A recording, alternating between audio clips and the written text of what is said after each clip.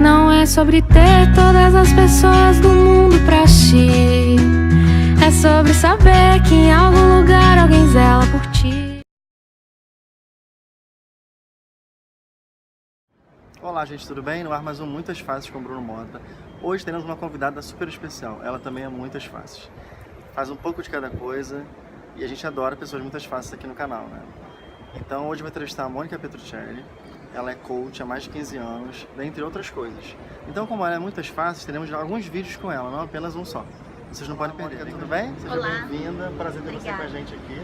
Um prazer estar com você. Te agradeço pelo convite. Também te agradeço. Mônica, vamos falar um pouquinho para as pessoas sobre o coach. Muita gente hoje em dia fala, eu tenho um coach, como eu também tenho uma coach. E muitas pessoas perguntam pra gente no Instagram, então o que é coach, o que o coach faz?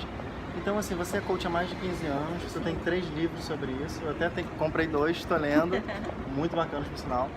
E eu queria que você falasse um pouquinho para quem está assistindo a gente, o que faz um coach, o que é um coach? Então, quando eu comecei a trabalhar com coach, eu trabalhava numa grande empresa. E a gente nem chamava de coach, a gente chamava de gerente orientador. E o objetivo do coach é fazer com que o coach, que é o cliente, né, ele atinja os seus objetivos.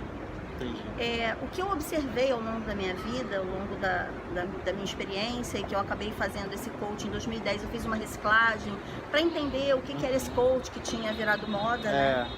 E aí eu fiz um curso, fiz toda a formação para poder fazer uma reciclagem e entender como é que era esse novo modelo de coach. Que na verdade não era muito um novo modelo, era o mesmo coach, só que uma nova roupagem. Adaptada, mais moderna. Mais moderna, usando ferramentas mais atualizadas e que ele realmente tem um resultado fantástico. Mas é muito importante que as pessoas lembrem que o coach ele não faz milagre. Né, que o coach só tem que fazer a sua parte. Exatamente, o coach é ação. E ação de quem? Ação do coach. Às vezes eu tive alguns coaches que eu marcava, né, principalmente quando a gente marca pela internet, Skype e tudo mais, marcava e aí a pessoa não me chamava no horário. E aí reclamava, você também não me chamou. O interessado é o coach. Isso serve até como um treinamento do coach. Isso lembra muito da terapia também, né? Sim. Que muita gente fala isso. Você tem que procurar, você tem que ligar, você tem que marcar. Exatamente. Porque se você não mostra interesse, como que a pessoa que está do outro lado vai te estimular? Né? A motivação externa que vem de fora, ela tem um período de vida muito curto, né? De um período de vida útil muito curto. Então, se você não tiver uma motivação interna e o coach não conseguir fazer com que você enxergue em você um motivo para você crescer, para você alavancar e para você atingir o teu objetivo, você não vai chegar onde você tem que chegar. É verdade, então, porque no fundo sempre depende de você, né? Exatamente. Então, o papel do coach é fazer com que você enxergue a tua real necessidade, se aquele objetivo é realmente um objetivo importante para você, tá? E o quanto você realmente quer atingir aquele objetivo e quais são os seus, quais são as suas expectativas com esse objetivo para sua vida. Se você não tiver isso tudo muito bem azeitado, pode ser coach, pode ser curandeiro, pode ser psicólogo, psiquiatra, qualquer tipo de terapia, não vai funcionar para você. É verdade. E assim, o coach tem vários segmentos, né? Por exemplo, eu sei que você é life coach, coach business, né? Sim. Como seria assim, essa divisão? Isso surgiu para que as pessoas, como você acabou de falar, eu quero focar no meu trabalho. A gente pega um coach de business para focar nisso. Isso. Seria isso? Exatamente. Quando você segmenta o teu trabalho, fica muito mais fácil das pessoas entenderem o que você faz. Coach é uma coisa muito ampla. Você tem coach de carreira, por exemplo, que foi como nós conheci coach ainda na década de 80, pra você ter ideia, né? Que era o coach de carreira. O que a gente fazia? A gente tinha que ajudar as pessoas a serem promovidas dentro da empresa que a gente trabalhava. Isso é o que a gente conhece hoje como coach de carreira, só que o coach está fora da empresa, né? Algumas vezes, na maioria das vezes, está fora da empresa e as pessoas estão dentro da empresa. Você contrata para atingir seu objetivo. Exatamente. E nas empresas antes, principalmente as de consultoria, que era a área que eu trabalhava, eles chamavam, por exemplo, quando você era promovido a sênior, você tinha 2, 3 pessoas abaixo de você que você tinha que ajudar a também chegar a sênior. Bem interessante. Quando você chegava a gerente, você tinha também um grupo de pessoas embaixo de você que você precisava de um tempo, 1, 2 anos, para ajudar aquelas pessoas a chegarem a gerente. Você era avaliado por isso. Porque também entra a humildade, a capacidade de que muita gente quer chegar em algum cargo, mas tem que ter uma ambição, né? Sim. E eu acho que trabalha muito isso também, de dividir, de você chegar, mas também ensinar Sim. o caminho. É bem interessante isso, Sim. gostei. É bem direcionado. Então essa divisão ajuda muito. Tem um livro do Daniel Goleman que chama Foco, que ele fala um pouco Acho da que eu sei qual é. importância do foco, a importância de você segmentar o que você quer na tua vida, a importância de você dar foco àquele teu objetivo. Se a gente começa a dispersar muito, você não realiza nada. É verdade, vai escolhendo muitas coisas e não nada tem como. sai do papel, fica tudo no papel, são boas ideias. E eu vejo muita gente reclamando, eu acho até interessante, que ela tem várias ideias, aí ela acaba comentando a ideia, e alguém pega a ideia dela e leva adiante, ela mesma não leva, e depois ela fala, roubaram minha ideia. Não é? Mas não é. A pessoa porque a quer botar pessoa na gostou ação, da ideia, foi resolver. tão boa que a pessoa foi e realizou. E a pessoa que teve a ideia ficou ali parada, não fez nada. Alguém foi lá e fez. Que bom que alguém fez, porque a ideia era boa, né? Eu conheço gente que passa por isso, tipo, produz uma música, um livro e fica, mas eu não sei, e de repente a pessoa chega, eu quero comprar, tem material. Não, porque é meu. Sim. A gente tem que produzir pro mundo, tem que produzir, né? Eu mesma passei por isso. Quando saiu o filme e o livro Comer, Rezar e Amar, eu recebi várias ligações de várias pessoas.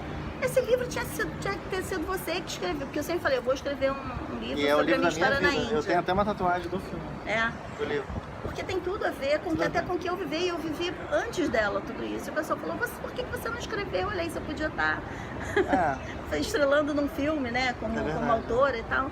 Mas assim, não era o momento, não era a hora, foi alguém lá e fez, que bom, né, porque o mundo vai ter acesso de alguma maneira. Sim.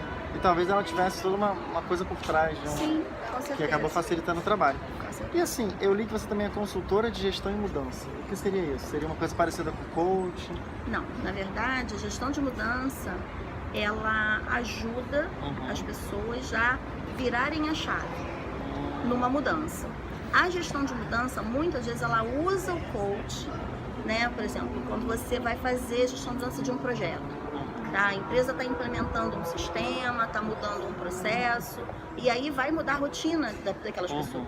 Então, a primeira coisa que a gestão de mudança precisa fazer é fazer um levantamento de público, do público que vai ser impactado por aquela mudança, e entender o que vai mudar na rotina de cada público daquele que a gente levantou. Tá? Qual é o impacto que vai ter para ele na rotina diária depois que aquele projeto foi implementado. E a gente começa a fazer um trabalho com esse público. Quando a gente começa a fazer o trabalho, a gente começa a identificar obstáculos, resistências, né, dificuldades que as pessoas têm em mudar. Sim, e muita aí, gente reclama disso. Exatamente. E aí, quando a gente pega aquela pessoa que é um líder, né? Um líder, às vezes, nem de fato, às vezes um líder que as pessoas escutam, um formador de opinião dentro da organização. E ele começa a bater muito, mas aquela pessoa é importante para a empresa. Geralmente a gente traz para dentro do trabalho de gestão de mudança um coach para ajudar a trabalhar aquela pessoa. Porque o gestor da mudança às vezes é coach também, mas a gente precisa garantir a isenção. Porque se eu faço coach com ele, também trabalho com todo mundo, e amanhã ou depois alguém fica sabendo de qualquer coisa que aconteceu com ele, eu posso queimar todo o projeto e perder toda a credibilidade no projeto. Porque as pessoas podem pensar no meio de uma resistência, no meio de uma série de conflitos que existem quando a gente muda alguma coisa, né? A pessoa pode achar que fui eu que fiz o comentário ou que foi o coach que fez o comentário. Quando a gente traz um coach de fora para fazer esse trabalho, a gente está garantindo que a isenção.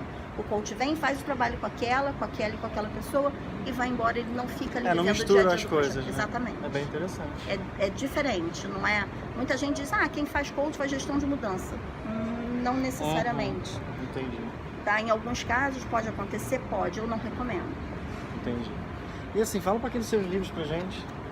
Então, eu escrevi um livro, né? E na época eu mandei para uma editora, só que eu achava que nunca estava bom, nunca estava perfeito, nunca estava perfeito. Perfeccionismo, né? Exatamente, aí perdi o timing. Aí na época eu não ia pagar, né? Aí eu falei, vou editar vou publicar mais pra frente. Quando chegou a hora que eu quis publicar, que eu fui procurar, tinha perdido o time, e aí era 14 mil reais, 16 mil reais para publicar um livro. É bem caro.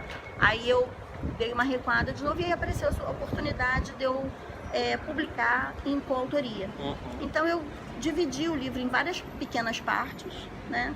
E publiquei em 3 livros em coautoria, pedacinhos do livro, mas que eu consegui, eu dei mexi no texto para ele poder ter começo, meio e fim. Lógico que no final sempre fica deixo aquele gostinho de quero mais, né?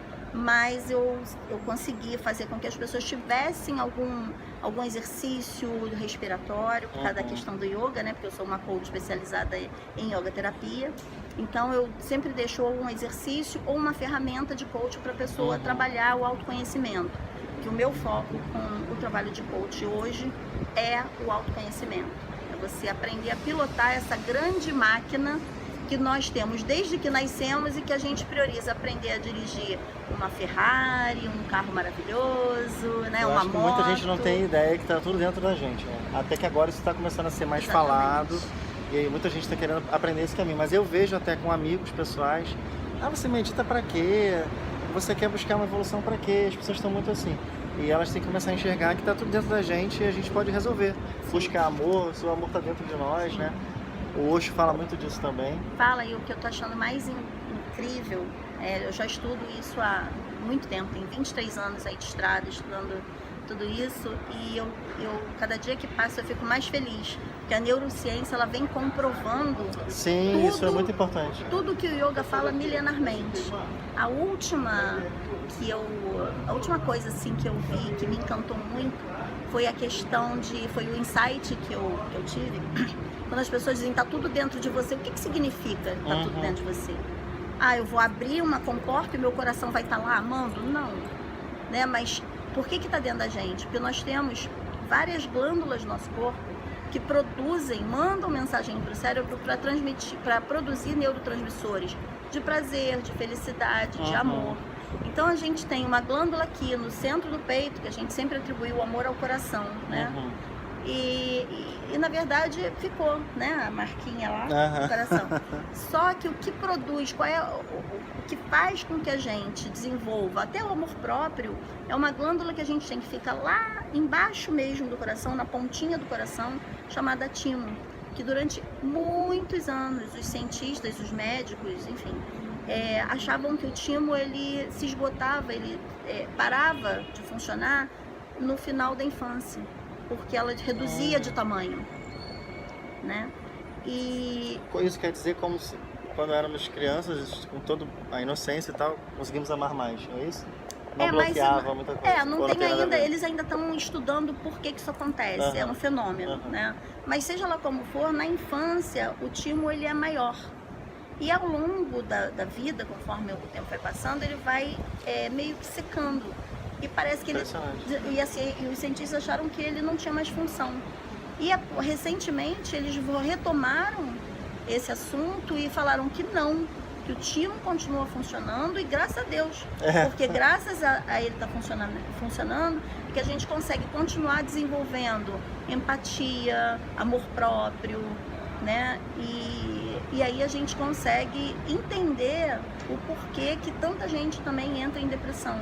Porque deixa de trabalhar o timo, deixa de trabalhar a pineal, que também calcifica ao longo do tempo.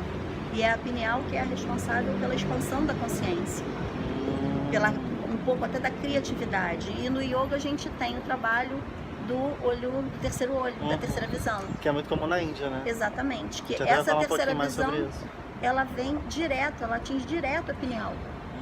Né? E aí quando você medita com foco no terceiro olho, o que você está ativando efetivamente é a pineal. Que incrível. Vamos falar um pouquinho sobre isso em outro vídeo também? Vamos sim. Então a gente volta semana que vem com um pouquinho mais de Mônica Petrucciari falando um pouquinho pra gente sobre yoga terapia, meditação e a experiência dela na Índia, que ela morou na Índia, gente. Isso é incrível. Até semana que vem. Tchau.